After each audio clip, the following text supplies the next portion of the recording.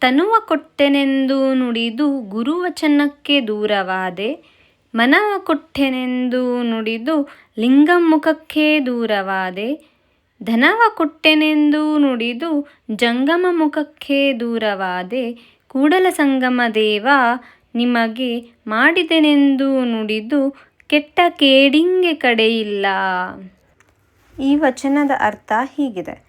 ಈ ವಚನದಲ್ಲಿ ಬಸವಣ್ಣನವರು ಹೇಳುವುದೇನೆಂದರೆ, ನಾವು ಮನುಷ್ಯರು ದೇವರಿಗೆ ತನು, ಮನ, ಧನ ಕೊಡುತ್ತೇವೆ ಎಂದು ಮಾತಿನಲ್ಲಿ ಹೇಳುತ್ತೇವೆ.